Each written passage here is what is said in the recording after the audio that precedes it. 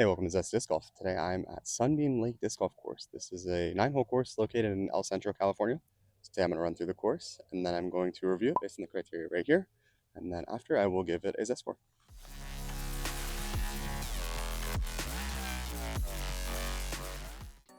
So first up, hole number 1, we have a par 3, 239 feet. The basket is just behind the palm trees. So we'll get started with the destroyer on this. So we'll probably try and keep it out to the right, I'm thinking.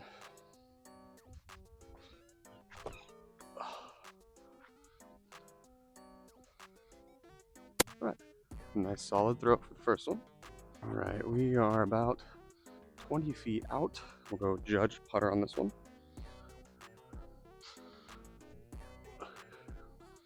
Ooh, not the best putt here. Let's go destroyer as well. Let's putt it. Let's see. Okay, well. And we'll knock this first one in for a par.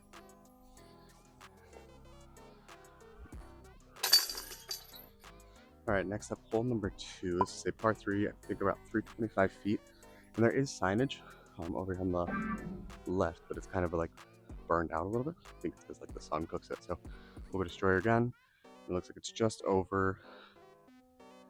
And then it's just over by like the pergolas. It's a very good throw. There's water over there. Yeah, so we landed just right here. It's all like the muddy water and stuff. Oh no, did it get stuck up there? That's my terrible forehand. Forehand destroyer. Oh, managed to get the judge down. But yeah, we'll just go judge putter on this, and I'll just take the destroyer, I guess. It's fine. Oh, ooh. You know, I deserve that one. We'll knock this one in. This will give us bogey on hole number 2. So hole number 3 actually doesn't make sense. The way it's pointing that way, and it says it's like a par 5, 700 something feet, but that's like not possible because there's like RVs and stuff like that over there. So I'm just gonna skip over hole number 3 for this one then. I'll just mark it as a par, I guess. It's a par 5. Yeah, it just doesn't make sense. So we'll go hole number 4 then. This is a par 3, 333 feet, and it looks like I'm just going back to the basket for hole number 1. So on this one, we'll go with the annex, and I'm gonna try and get it maybe through the pergola right here. That's what I'm thinking. Find out.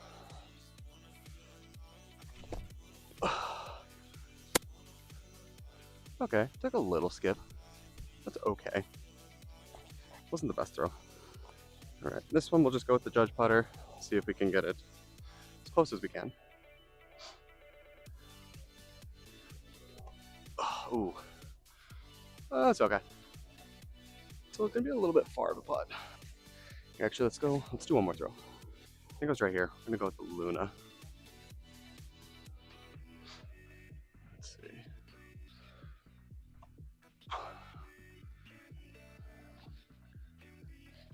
Yeah, I'll take that one. All right, I took the Luna, so see if we can make this. We did, and then I'll try and make the judge as well. Oh, I didn't make that. All right, because I missed the judge, I'll mark it for a bogey. Okay, so hole number 5 also doesn't make sense. It's kind of like telling me there's a tee pad over there, and there's not. So, but okay, we'll go with hole number 6 then. Par 3, 269 feet, and it's just off in the distance over there. So I'm gonna go jackalope on this, and then I'm gonna go up and over all these bushes and trees.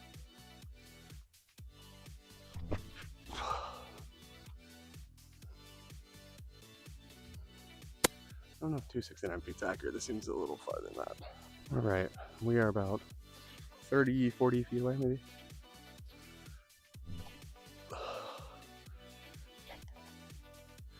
A little bit off. Okay, we should be able to get something for a par at least. Cool. There's a par on hole 6. 6, I think. I don't know. I'm skipping around so much. It's hard to say. This is gonna be a quick video for sure. Since I've already I've already not done 2 holes. Okay, next up, hole number 7, par 3, 375 feet. I'm actually going to do 2 on this one. We're going to go with the F9 first.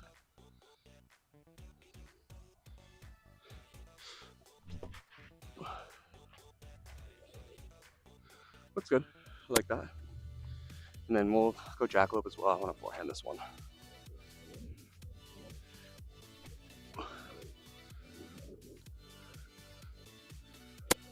Not too bad looking. Those both look good. Okay, so we're going to take the F9. We landed right here. I'm actually going to forehand the Dizzy Buzz. I want to get between the gap on the left. Thinking. Like that. Might have been a little too far. It was a good forehand. I wanted a little bit more turn. I was hoping it would turn towards the basket. It did not. Position was good on it. Yeah, I just needed to turn over like a little bit. So we'll go judge. Finish that off with a bar. And then this is what it's named after. There's a lake over here. I don't know if it's man-made or what, but it looks pretty cool. It's all right. Next up, hole number 8, par 4, 508 feet. This one, I think it's straight on the dirt mound over there.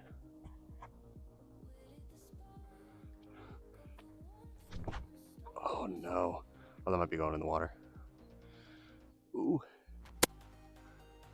Yep, might have lost it. Let's go see. And would you look what we found right down here. This one's gonna be hard to record. So, I'm gonna grab it out. And we're just gonna throw something right over there. So yeah, not a good spot. So I'm gonna go over here. I'm gonna forehand the destroyer. Gain some distance, hopefully. Don't hit the tree. All right, did not hit the tree.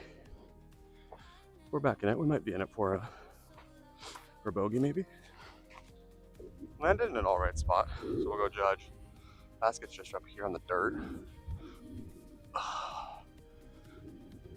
Oh, that would have been a great recovery for a par. And we'll finish this one up for a par. Just knock this in. All right. No, bogey. This one's a bogey, not par. And then finally, hole number 9, par 3-3, 94 feet, maybe. Actually, let's forehand this one. Forehand around the palm right here on the left, I'm thinking. Oh, too hard. Too hard of a flick. All right, let's try one more. Let's forehand the jackalope. Try and keep it lower. Oh, okay. All right, take it.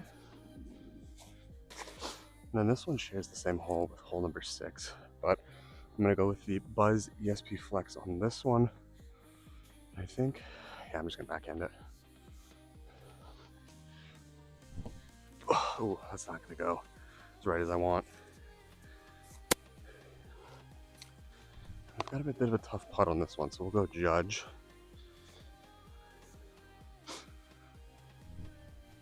Go. Oh. All right, we'll go Berg as well. Oh, that was not better. Dang. I feel like I'm getting better with the judge, especially from farther distances. All right, and then we'll just finish this up for bogey.